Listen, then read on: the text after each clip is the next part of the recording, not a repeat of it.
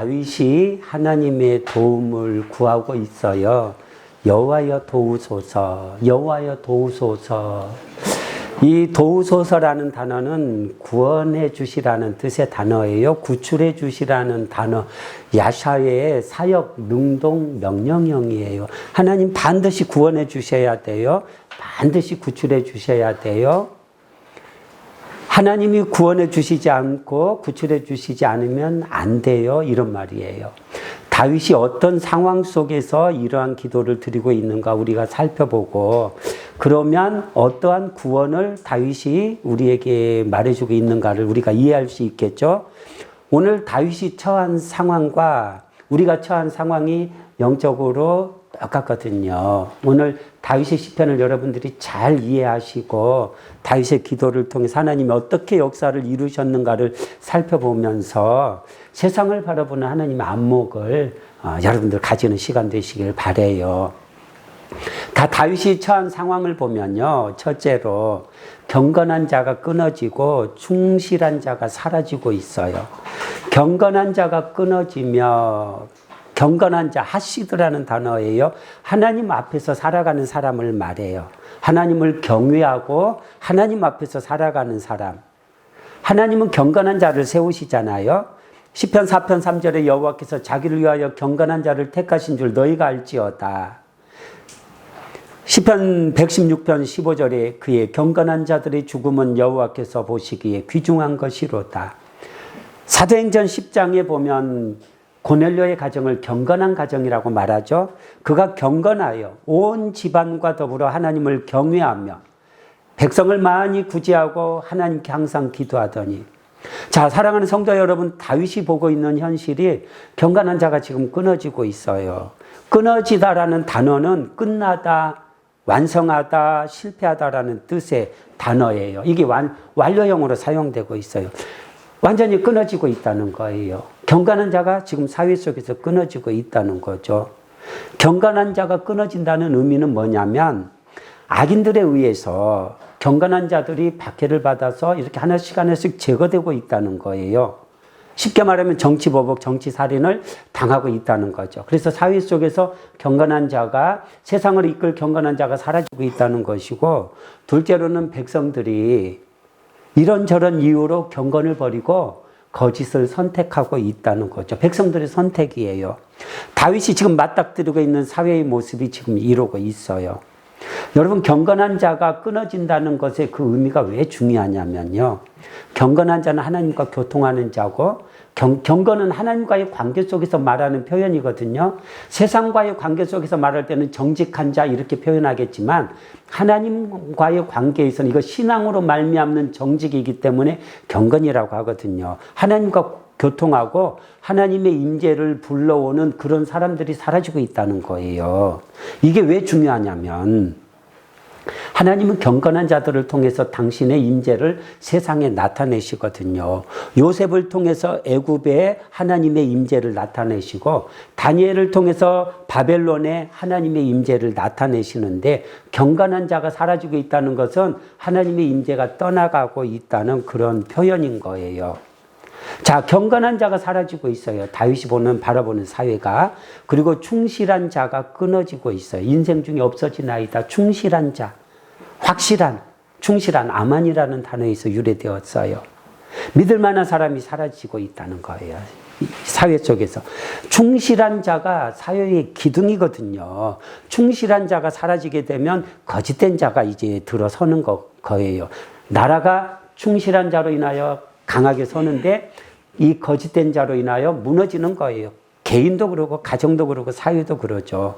아브라함의 집에는 충실한 종 엘리에셀이 있었고, 보디발의 집에도 충실한 하나님의 사람 요셉이 있었고, 바로에게 충실한 하나님의 사람 요셉이 있어서 7년 기근에서 세상을 구원했는데, 지금 다윗이 바라보는 이스라엘의 현실은 충실한 자가 사라지고 있어요. 이 충실한 자의 중요성은 하나님이 엘리 제사장을 심판하면서 내가 충실한 제사장을 일으키겠다. 사무엘을 충실한 제사장으로 세우겠다는 거죠. 이다말의 계보에서 엘리 제사장이 활동을 했는데, 그 계보를 내가 심판하고 엘리야살의 계보에서 이 사무엘을 일으켜 세우겠다는 거예요. 이 사무엘은 엘리야살 계보의 제사장 출신이거든요. 자, 다윗이 지금 바라보고 있는 이 배경을 우리가 이해해야 돼요. 다윗이 바라볼 때 지금 경건한 자가 끊어지고 충실한 자가 사라지고 있어요. 이 시편이 다윗이 광야에서 고난받으면서 사울이 다윗을 몰아내고 죽이려 하고 높성의 제사장들을 85인을 죽이고, 그러니까 백성들 중에서 충실한 자가 끊어지고 사라지고 경건한 자가 끊어지고 있는 이 이스라엘 백성의 현실을 다윗이 바라보고 광야에서 그 현실을 바라보며 지은 시편이다, 이렇게 생각하면 우리가 전체적인 상황을 잘 이해할 수 있을 것 같아요. 자, 두 번째로 그러다 보니까 어떤 일이 일어나느냐면 거짓말하고 아첨하는 자들이 국민들에게 지지를 받고 있어요. 그들이 이웃에게 각기 거짓을 말하며 아첨하는 입술과 두 마음으로 말하는도다. 사울이 다윗을 제거할 때 온갖 거짓을 만들어서 다윗을 제거하잖아요. 그러니까 백성들 중에서 아첨하는 자들이 이제는 다윗 앞에 들어서는 거죠. 악한 무리들이 일어나는 거예요. 아니, 다윗 앞에가 아니라 사울 앞에 거짓을 말하며, 속이 비어있다라는 뜻의 단어예요. 거짓을 말하며, 샤우라는 단어인데 속이 비었다는 거죠. 참말은 그 속이 꽉 차 있는 말이잖아요. 진실된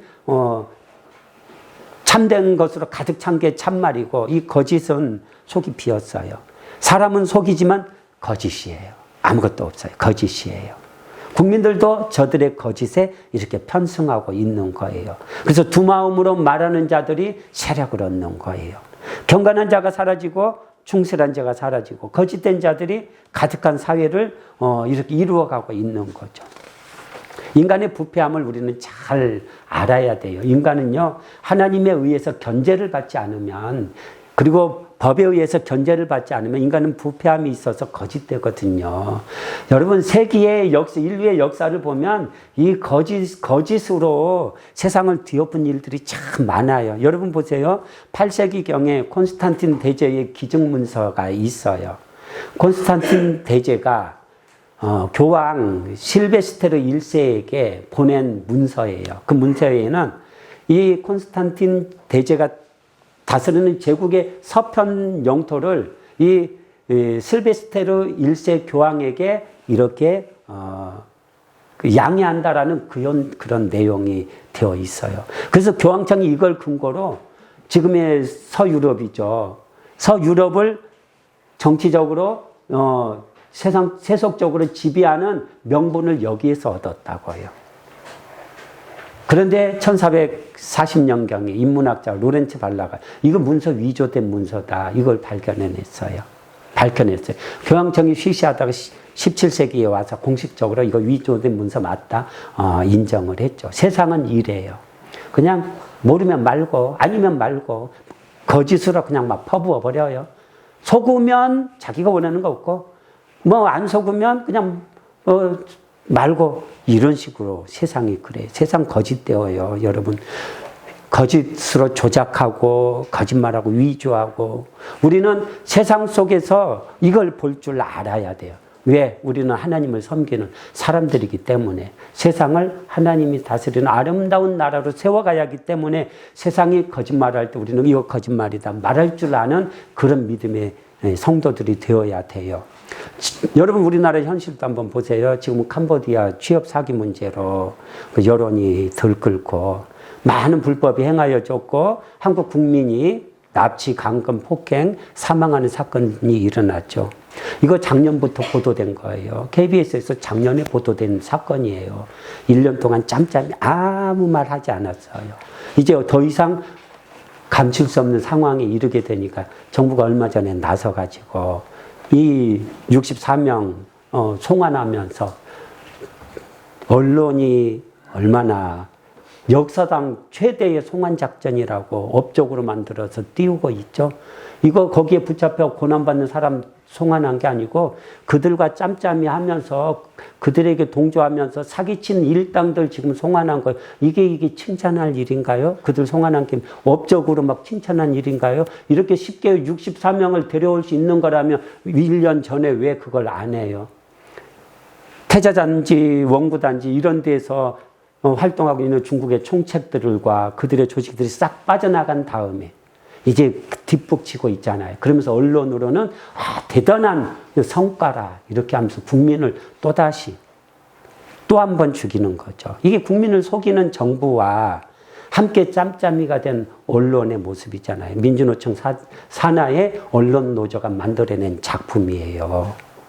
아첨하는 입술과 두 마음으로 말하는 것. 아첨하는 입술, 국민에게는 국민을 사랑하는 걸로 말하죠. 두 마음으로 말해요. 그런데 그 마음에는 중국이 있어요.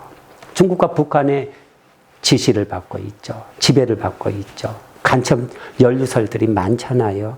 중국 사람들이 의료보험 혜택을 누리고 있어요. 우리나라에서. 부동산 마음껏 살 수 있어요. 우리 국민들은 못 사게 꽁꽁 묶어놓고. 대한민국 채권 주식에 중국의 돈이 지금 투자될 수 있는 길이 활짝활짝 열려 있어요. 미국 관세 문제도 반중, 친미를 해야지 맞는 건데 반미, 친중하니까 되어진 일이잖아요. 기업이 이렇게 외교를 할 때는요.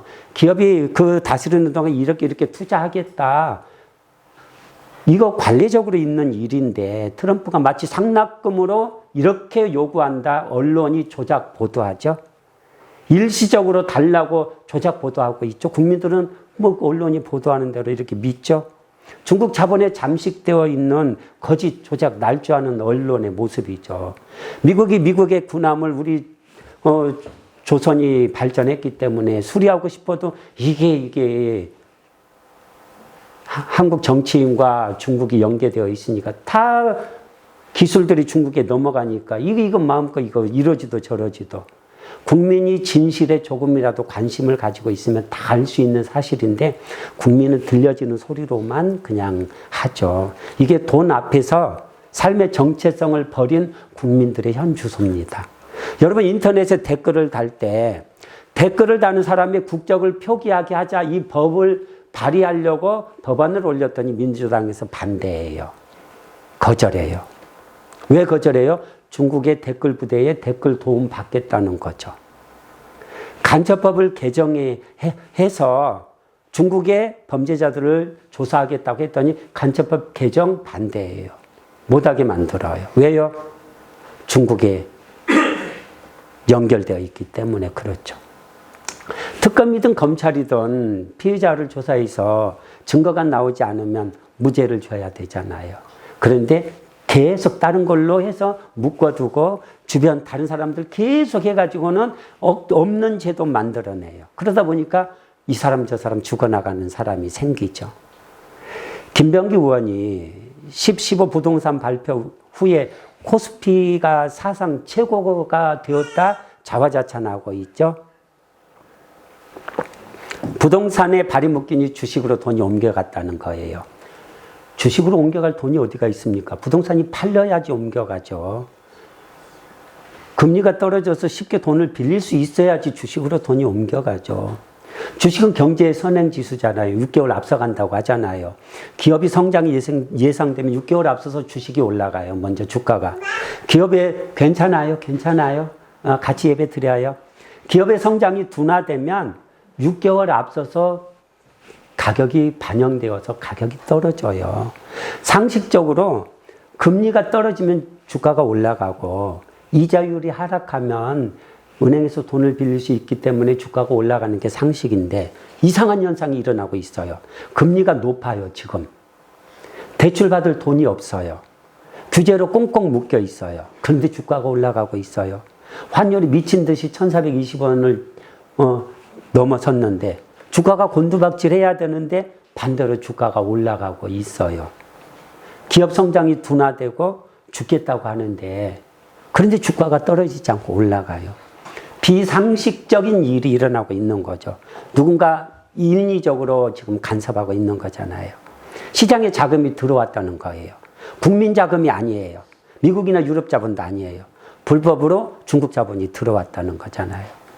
한국의 채권과 부동산 사들이는 것은 우리가 알고 있어요. 기업 사냥하고 있다는 거잖아요. 한국에 정치적으로 이용하고 쓸만한 기업들 사냥하고 있다는 거잖아요. 정부가요, 공교롭게도 코스피 5천 시대를 열겠다고 정책으로 내세우고 있어요. 코스피가 3천 초반인데 5천으로 끌어올리겠다고. 이게 가능한 일인가요? 회사가 막 회사를 세우기만 하면 회사가 막 잘 되고 그래야 이렇게 가는데 경기는 둔화되고 회사는 어렵고 그런데 어떻게 코스피 5천으로 가겠다는 건지. 상법을 개정하고 있죠. 개정해야죠. 개정할 건 개정해야죠. 근데 이거 소액주주들에게도 또 이제 권리를 주겠다는 거죠. 그런데 중국 자본이 이 주식시장에 들어가는 것과 맞물려서 생각하면 뭔가 계획이 있다는 것을 우리가 추론해 볼 수가 있죠. 중국 자금 35조 원 이상이 투입되었다는 뉴데일리 보도가 있고, 그리고 국내 외국인 투자자 등록제가 폐지되었고, 외국인 투자 규제 완화로 외국인들이 마음껏 우리 한국 주식 살 수 있어요. 국내 자본이 채권과 부동산뿐만 아니라 기업에 들어가고 있어요. 금호타이어가 전투기가 착륙하고 할 때 그 전투기 이거 하면 밖에 펑크 날 수 있잖아요. 그 기술 있잖아요. 가지고 있잖아요. 중국의 더블스타가 인수하면서 중국의 기업이 중국이 최대 주주가 되어서 금호타이어를 장악했죠. 고려아연 이 국가 핵심 소재 만드는 곳인데 MBK를 통해서 손에 넣으려 하고 있죠. 자, 국민들이 모르는 사이에 이렇게 나라가 지금 위태위태해지게 만드는 일들이 행하여지고 있어요. 언론 말하지 않아요. 그러다 보니까 거짓된 자들이 담대하게 거짓말을 하며 형통하고 있다. 다윗이 사절에 말하고 있어요. 그들이 말하기를 우리의 혀가 이기리라. 우리 입술은 우리 것이니 우리를 주관할 자 누구리요? 세 번째예요. 우리의 혀가 이기리라. 언론을 장악했어요. 하이브리드 전쟁에서 지금 고지를 선점하고 있어요. 이해찬 씨가 30년 동안 정권을 얻을 길이 열렸다 이렇게 말했어요. 선거 조작으로 국회의원을 국회에 들여보내요. 국회를 장악해요. 국회를 장악해서 국회가 법을 만들 수 있으니까 입법 독재를 해서 사법을 장악해요. 사법부를 장악해서 사회주의 독재 국가를 만들어 가겠다는 거죠. 민주당이 한미일보를 고발하죠. 보도 내용 자체가 아니라 보도의 그 어떤 태도나 그런 게 마음에 들지 않는다는 거죠. 선거 조작하고 여론 조작하고 국정지표 조작하고 모든 게 다 조작해요. 우리의 혀가 이기리라. 우리 입술은 우리의 것이니. 우리의 입술은 우리의 것이니. 언론이 저들의 것이에요. 중국의 자본에 넘어갔어요. 민주노총 산하의 언론 노조가 다 장악하고 있어요. 우리를 주관할 자가 누구리요? 두려움이 없어요. 거침이 없어요. 지지율도 조작해요. 국민이 보는 지지율은 조작된 지지율이에요. 국민을 개돼지 취급하고 있죠. 이런 부패한 자가 세상을 장악하게 되면 나라 한순간에 무너지는 거예요. 캄보디아가 우리나라보다 더 잘 살았어요. 극자 세력이 들어서더니 오늘날 이런 나라가 되었어요. 베네수엘라도 대학까지 무상복지하더니 포퓰리즘 정책으로 세계에서 못 사는 나라 중에 하나가 되어버렸어요. 한 나라가 흥하는 것도 잠시고 망하는 것도 잠시고, 지도자를 잘 세우면 흥하고 지도자 잘못 세우면 망하는데 지도자와 국민은 함께 가잖아요. 국민이 건강해서 지도자들을 감시하고 저들이 거짓말하는가 참말하는가 정책을 나라를 세우는가 무너뜨리는가 그런 걸 국민이 감시하면서 합당한 지도자를 세워야 나라가 서는데, 합당한 지도자들을 공격하는 악한 무리 거짓말하는 자들의 말을 듣고 온전한 지도자들을 몰아내고 그 거짓말하는 지도자들을 세우는 그런 나라 소망 없는 거죠. 우리가 광우병 선동 때부터 이 나라가 기울기 시작했잖아요. 박근혜 대통령 탄핵하고 윤석열 대통령 탄핵하고 범죄자를 대통령 만드는 나라. 최순실 그 태블릿 PC 그 법원에서 판결 났다고 하잖아요. 언론 짬짬이죠. 목회자도 검사들도 판사들도 거짓에 저항하지 않아요. 바른 말하지 않아요.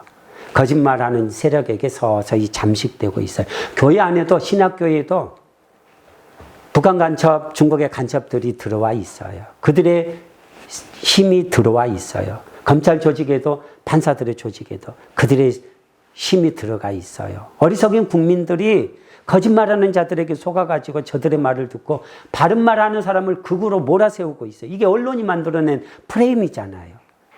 자, 다윗을 쫓아내면서 온갖 유언비어 만들어내고 거짓을 날파하고 사울이. 그러니까 높성의 제사장 45인까지 죽여버리니까 백성들이 사울을 두려워해서 바른 말하지 않고 사울의 나라가 이렇게 기울고 있는 거예요. 자, 다윗이 지금 광야에서 바라보는 이스라엘 나라가 지금 이래요.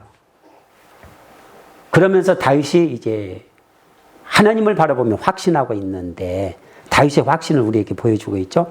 여호와께서 모든 아첨하는 입술과 자랑하는 혀를 끊으실 것이다.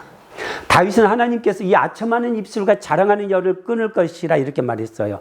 아첨하는 입술은 뭐예요? 백성을 위하는 것처럼 백성 앞에 아첨해요. 자랑하는 혀는 뭐예요? 자기들이 실책을 하면서 그 실책을 자기들의 업적으로 둔갑을 시켜요. 아주 탁월해요. 자기들의 실정을 업적으로 둔갑을 시키는 탁월한 재주가 있어요. 하나님이 끊으실 거라는 거예요. 그리고 두 번째로는 가련한 자들과 궁핍한 자들을 안전지대에 놓으리라. 가련한 자들의 눌림과 궁핍한 자의 탄식으로 말미암아 이제 그들을 안전지대에 놓겠다는 거예요. 가련한 자야 누구를 말하는 거예요? 거짓으로 국가 권력을 장악한 사울과 사울의 일당에 의해서 박해를 받으면서 그들에게서 쫓겨난 모든 권력을 잃어버리고 그 가련한 자들, 힘을 잃어버린 백성을 말하는 거죠. 가련한 자들, 이런 자들이 다윗에게 내려와서 400명, 600명이 다윗과 함께 하면서 하나님이 다시 회복시키실 다윗의 나라의 초석으로 준비되고 있죠.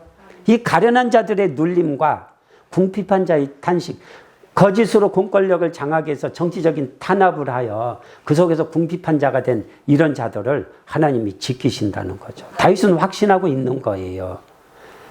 지금 눈에 보이는 세상으로는 거짓된 자들에게 완전히 장악되었어요.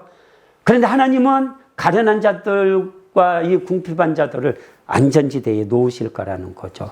하나님은 주권자예요. 여호와는 죽이기도 하시고 살리기도 하시고 서울은 내리기도 하시고 올리기도 하셔요.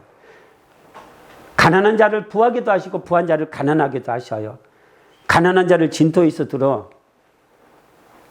일으키시고 그리고 빈궁한 자를 걸음더미에서 올려 귀족과 함께 앉게 하시는 하나님이에요. 여호사밧이 어리석은 선택으로 아달랴를 자기 아들의 아내로 삼으면서 며느리로 삼으면서 유다 자세가 완전히 바알의 왕국으로 이렇게 달려가고 있을 때 하나님이 간섭하시죠. 하나님이 한 번에 간섭하신 건 아니에요. 먼저 여호람을 쳐요. 여호람이 죽어 그 아들 아하시아가 악하니까 아하시아도 쳐요. 그런 다음에 나중에는 여호야다 제사장을 세워서 이 요아스 왕자를 어린아이 때 구원하여 아달랴의 손에서 구원하여 그를 준비시킨 다음에 아달랴를 제거하고 다시금 다윗의 왕조를 이렇게 회복시키신 하나님이에요. 다윗은 이런 하나님의 역사가 지금 무너져 내린 사울을 통해서 무너져 내린 이 이스라엘 백성을 다시 세우실 것을 바라보고 확신하고 있는 거예요.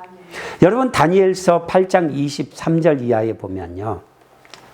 그 헬라 제국의 그 이후의 역사에 대한 기록인데 알렉산더가 헬라 제국을 세우죠. 그리고 알렉산더가 갑자기 32살의 젊은 나이에 그 열병으로 죽잖아요.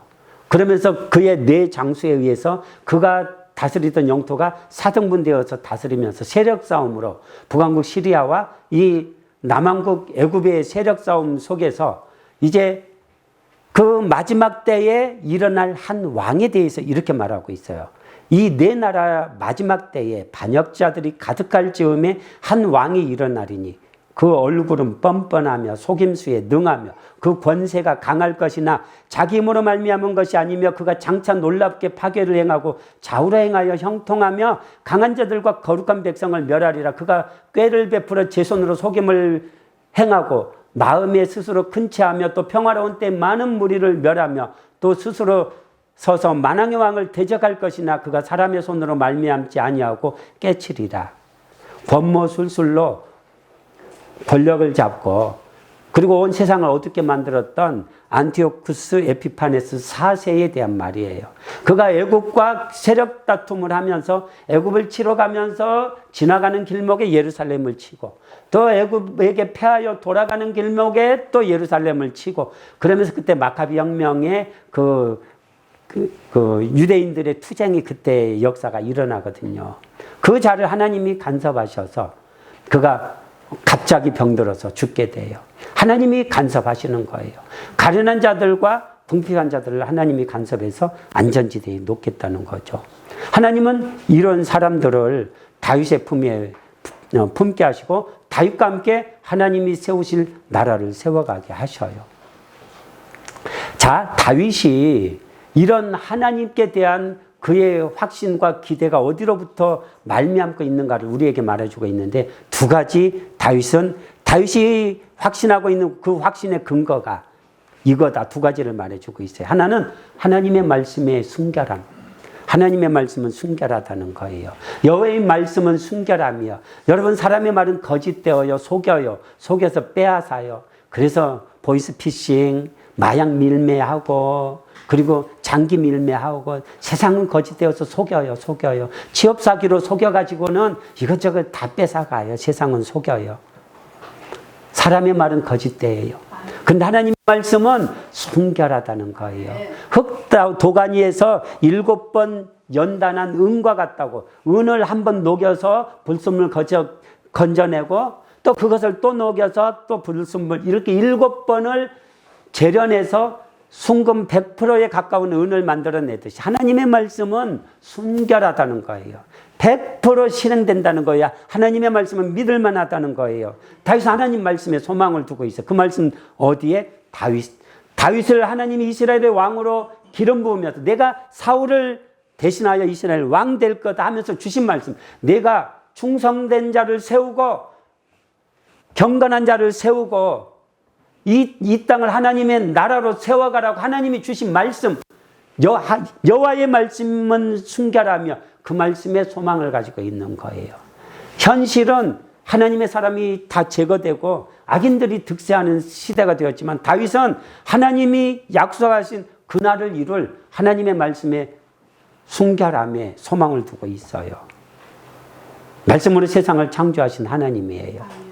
그리고 두 번째로는 하나님의 신실하심에 소망을 두고 있어요. 7절에 여호와여 그들을 지키사 이 세대로부터 영원까지 보존하시리이다. 하나님의 신실하심. 하나님은 신실하셔요. 잠시 세상을 심판하거나 연단하시고 여러 가지 하나님의 목적으로 거짓말하는 자들이 득세하는 일도 허락하셨지만 하나님은 그들을 멸하시고 신실한 자들, 충성된 자들을 회복시키실 거예요. 그 신실하신 하나님을 다윗은 의지하고 있어요. 하나님이 이루시죠. 어떻게 이루어요? 거짓말하는 자, 두 마음으로 말하는 자들, 그들을 사울과 함께 길보아 산에서 블레셋 사람의 손에 붙여서 그들을 심판하시고 다윗을 이스라엘의 왕으로 세워서 다윗을 통해서 경건한 자를 일으키시고 충실한 자들을 다시 일으켜서 이스라엘 나라가 열방을 다스리는 나라로 회복시키잖아요. 사랑하는 성도 여러분, 눈에 보이는 현실은 우리가 바라보는 기대와 전혀 반대로 달려갈 수 있겠지만 살아계신 하나님이에요. 하나님의 말씀 그리고 신실하신 하나님을 바라보시길 바라요. 그래서 거짓말하는 자들이 득세하고 경건한 자가 화를 당하는 이 시대에 우리가 어떻게 신앙생활을 해야 될지 첫째로 하나님께 불평하지 말고 원망하지 말고 잠잠히 하나님을 바라보며 부르짖어 기도하시라는 거예요. 다윗이 이런 비정상적인 시대 속에서 하나님께 원망하지 않고 그 광야 세월 10수년의 세월을 고난받으면서 견뎌내면서 기도하고 있어요. 여호와여 도우소서. 경건한 자가 끊어지면 충실한 자들이 인생 중에 없어지나이다. 우리에게는 기도의 힘이 있습니다. 세상적으로는 방법이 없어 보여도 기도를 통해서 하나님은 하셔요. 하나님이 내실 길이 있어요. 하나님이 보여주실 방법이 있어요. 기도가 능력입니다. 어떤 사람은 병과 어떤 사람은 말을 의지하나 우리는 여호와 우리 하나님의 이름을 자랑하리이다. 싸울 날을 위하여 마병을 예비하거니와 이김은 여호와께 있느니라. 현실 보면서 낙심하지 말고 하나님 바라보면서 기도하시길 바랍니다. 다윗은 부패한 사례를 바라보면서 원망하고 불평하지 않고 어두워져가는 사랑을 바라보면서 낭망하지 않고 하나님이 회복시키실 아름다운 미래를 바라보면서 소망 중에 바라보고 있어요. 하나님은 듣지 않으시는 것 같으면서 들으셔요. 보지 않으시는 것 같으면서 보셔요. 하나님이 말씀하시죠. 눈을 지으시니가 보지 아니하시랴. 귀를 만드시니가 듣지 아니하시랴. 아마 하나님은 맹인이 아니에요. 벙어리가 아니에요. 우리 귀를 만드셨어요. 들을 수 있는 귀를 만드셨어요. 하나님이 이 의로운 자의 탄식을 듣고 계셔요. 볼 수 있는 눈을 만드셨어요. 보고 계셔요. 단지 하나님의 경륜 속에서 아직 하나님의 뜻을 나타내지 않으신 것 뿐이에요. 때가 되면 나타내실 거예요. 하나님께 원망하고 불평하지 말고 하나님의 경륜 속에서 잠잠히 하나님 바라보고 기도하시라는 거예요. 그리고 두 번째로는 하나님이 세상에 공의를 세우시기까지 오래 참아 인내하면서 믿음의 싸움 싸우시라는 거예요. 여기 17장 9절에 그러므로 의인은 그 길을 꾸준히 가고 손이 깨끗한 자는 점점 힘을 얻는다 말하고 있어요. 욥이 믿음의 행보를 해요.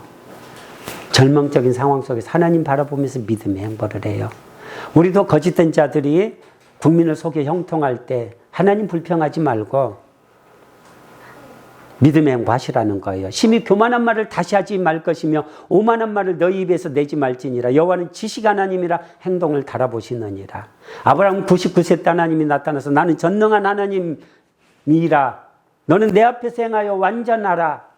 믿음의 길 꾸준히 달려가라는 거예요. 스피노자는 내일 종말이 온다 할지라도 난 오늘 한 그루의 사고나무를 심겠다고 했어요. 마침내 어떻게 하셨어요? 때가 되자 사울과 그를 따르는 거짓된 무리들을 블레셋 사람의 손에 붙여서 심판하시고 다윗과 다윗을 따르는 무리를 세워서 충성된 자를 다시 세우고 거룩한 경건한 백성을 다시 세워서 이스라엘을 회복하신 하나님이에요. 하나님은 당신의 사람을 예비하셔요. 하나님의 사람이 예비되기까지 악인들이 형통하는 거예요. 모세가 준비되기까지 이스라엘이 종살이 하는 거예요. 모세가 준비되니까 출애굽의 역사를 펼치신 하나님이에요. 모세가 미디안 광야에서 준비되고 있을지 어느 누구도 깨닫지 못했어요. 근데 하나님은 미디안 광야에서 모세를 준비시켜서 애굽의 바로의 권세를 꺾고 출애굽시키셨어요. 악인이 득세할 때 그것도 하나님의 손안에 있는 거예요. 하나님의 뜻을 이룰 때까지예요. 그래서 하나님은 말씀해요. 우리에게 너희는 그들 편에 서지 말라. 그러므로 너희는 그들 중에 나와서 따로 있고 부정한 것을 만지지 말라. 내가 너희를 영접하여 너희에게 아버지가 되고 너희는 내게 자녀가 되리라. 전능하신 주의 말씀이라. 사랑하는 성도 여러분, 하나님이 공의를 세우시기까지 악인의 악에 동조하지 말고 구별되어서 믿음의 싸움 싸우시길 바랍니다. 그러기 위해서 마지막으로 하나님의 말씀을 붙들고 서라는 거예요. 하나님 말씀 굳게 붙들고 서야 돼요. 하나님의 싸움의 승리는 결국은 말씀을 붙들었기 때문에 그래요. 환경 보면 좌절하고 낙심해요. 경건한 자가 끊어지고 신실한 자가 사라져요. 거짓말하는 자가 온 세상을 장악하고 있어요. 다윗이 광야에서 바라보는 이스라엘 사회는 끝난 거예요. 근데 말씀 붙들면 다시 설 수 있는 거예요. 하나님의 말씀이 생명선이에요. 가나안 땅을 주시면서 너희는 말씀에서 좌로우로 치우치지 말고 말씀 붙들라고 했어요. 왕의 제도에 대해서 설명하면서 신명기 17장에 율법서를 등사해서 곁에 두고 늘 율법을 읽으라고 했어요. 그리고 말씀에서 좌우로 치우치지 말라고 했어요. 여호수아에게 강하고 담대하고 하나님의 말씀 붙들라고 했어요. 하나님의 말씀 굳게 붙드는 사람은 흔들리지 않아요. 상황을 바라보니까 흔들리는 거예요. 세상을 바라보니까 흔들리는 거예요. 근데 하나님 말씀 붙드는 사람은 세상이 완전히 뒤집어져도 혼자라도 설 수 있는 거예요. 왜? 나는 하나님 말씀 붙들었기 때문에. 흔들리지 않는 사람들의 특징은 말씀 붙들고 있다는 것이고 흔들리는 사람들의 특징은 말씀 없다는 거예요. 사무엘하 22장 44절에 주께서 또 나를 내 백성의 다툼에서 건지시고 나를 보존하사 모든 민족의 으뜸으로 삼으셨으니 내가 알지 못하는 백성이 나를 섬기리이다.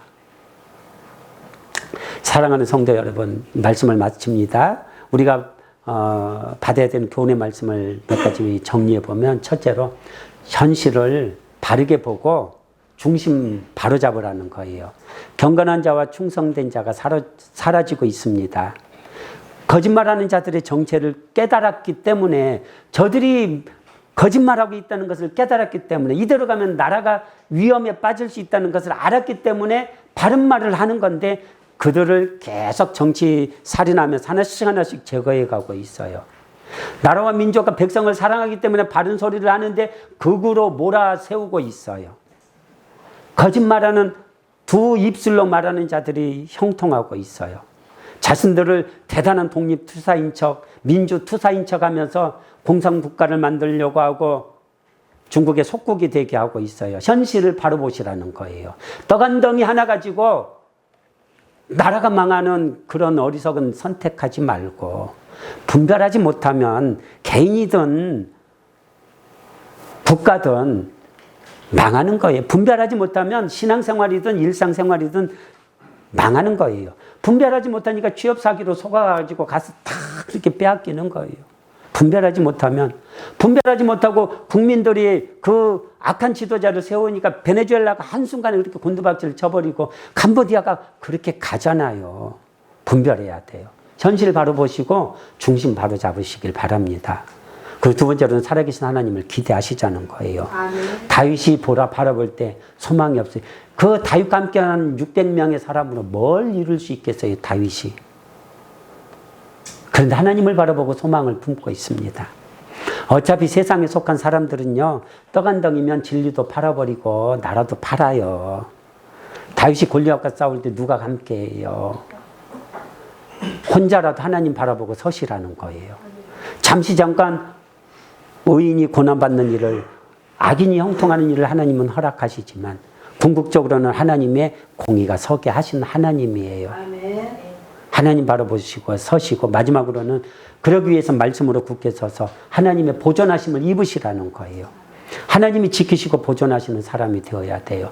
그러려면 여러분 말씀으로 서야 됩니다. 요셉을 지키시고 보존하잖아요. 다윗을 지키시고 보존하잖아요. 다니엘을 지키시고 보존하잖아요. 다윗을 만나고 내 마음에 기쁜 자라, 내가 내 뜻을 다 이루리라.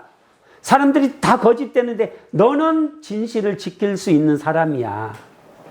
요셉이 애굽의 종으로 팔렸지만 그곳에서 요셉이 하나님의 싸움을 싸우면서 종살이 옥살이 하면서 그곳에서 요셉이 하나님 앞에 자신을 지키잖아요.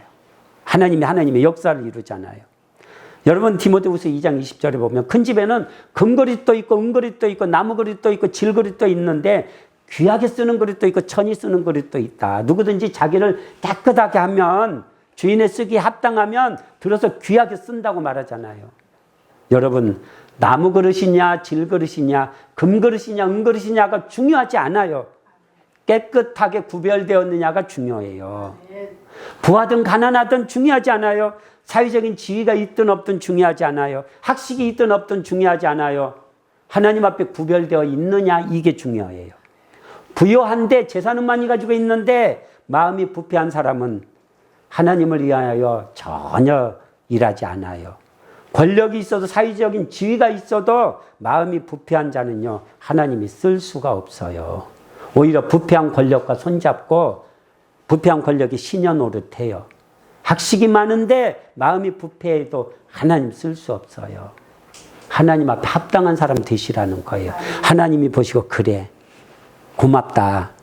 참 어두운 시대 속에서 내가 내 마음에 담아준 그 소망의 빛을 꺼트리지 않고 믿음의 싸움 싸우는 내가 고맙다. 하나님 앞에 서시라는 거예요. 여호와의 말씀은 순결하며 흑도가니에 7번 단련한 은각도다. 그리고 하나님이 이루어 가시는 개혁의 역사, 부흥의 역사를 준비하시라는 거예요. 우리 나라와 민족도 한번 열방을 섬기고, 우리 백성들도 한번 하나님 나라를 위해서 헌신해서 불같이 일어나서 이 어두운 시대에 중국의 거대 자본이 들어가서 캄보디아도 미얀마도 온 세상을 어지럽히는 이 시대에 하나님의 거룩한 돈이 세상에 흘러가 복음으로 세상을 하나님께로 이끌어가는 그런 하나님의 나라를 한번 이루어 봐야 하지 않겠어요? 믿는 성도라면 내게 주신 구속의 은혜가 조금이라도 그 은혜를 간직하고 있다면 보답할 마음으로 하나님 앞에, 하나님 뭐가 올바른 선택인가요? 하나님 앞에 서야 하지 않겠습니까? 이런 성도로 구별되어서 여러분 기도하시고 하나님 나라 아름답게 이루어간 우리 모두가 되시기를 주의 이름으로 축원드립니다.